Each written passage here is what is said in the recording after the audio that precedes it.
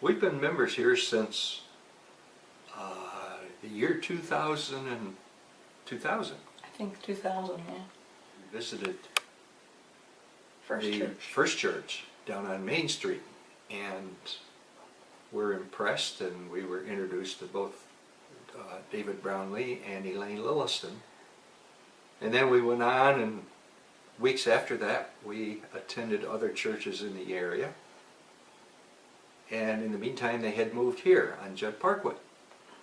So we decided, well, we'll try this one more time, and we came to church here one Sunday morning, and as we walked in the front door, Elaine greeted us and called us by name. And that was quite an impression. And as we drove off that morning, we said, we think we found our new home. And so we're here out with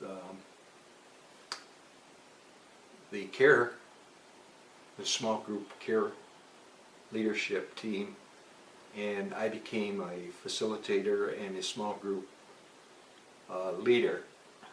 And I worked with the alcohol and drug abusers in a program because of Edie's accident and the involvement we had with the DARE program and drug awareness program. So I became a Stephen minister. And then everything else evolved, and we got in with the newsletter, and We walk with the seniors. We're the youngest seniors in the walking group. And we do that every Monday and Wednesday. And we volunteer in the church office quite often. And whatever else they want us to do, they know they can call us, and we're here. We also have taken Disciple 1 and Disciple 2. For the past year, have participated in Pastor Al's classes, this study through the Bible, and he's an interesting teacher. He approaches things so much differently than I've experienced before, so I really enjoy that. I would say yes.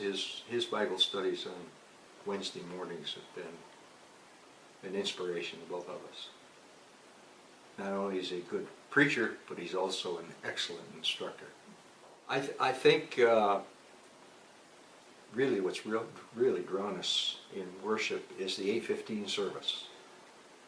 We've always grown up either as Methodist Presbyterians or the Church of the Nazarene, and now back as Methodists, that the important thing for a good Christian life is to share in communion. And we even shared it back when we got married. And the 8:15 offers communion every Sunday. And if we miss that, we feel like we've lost something during the week. Oh my, we share God, we think, in many ways. Jim's a Stephen minister. I sing in the worship choir, the cantata choir. Now I'm taking handbell lessons. What gives me excitement about the handbells is that I always envied these lovely people who could stand up there and make music. And then when they offered it for beginners, I thought, oh, I've always wanted to do this. And then I stood in front of the bells 2 weeks ago and said, oh my, why am I here? But it's exciting and it's rewarding, and I didn't think I could do it, but I'm enjoying it. We've worked in the clothing closet. We've spent one day with Love from Jesus, and that was a real experience. And then he has I have a separate ministry, kind of all of my own. What I do is like, I'll give you an example.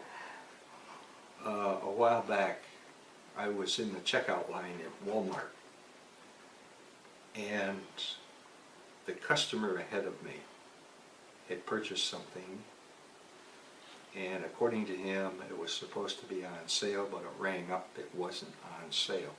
And then he raised so much fuss and was so loud that he had her in tears before he finally left. And I walked up to her and she started crying, and I handed her one of these. This is made by a friend of mine in Childress, Texas. It's a deer antler. And he takes the antlers and he cuts them. He puts one cross on one side, and on the other he puts 3 crosses. And it's a token that you can put in your pocket, and any time you're down, like this young lady was, she could reach in her pocket and know that Christ is with her no matter what. And it's just an amazing thing that it can do for you. So I carry them in my pocket, and that's what I do. No matter where I am, if I feel somebody needs an uplift, I offer them one of them, and I've never been refused.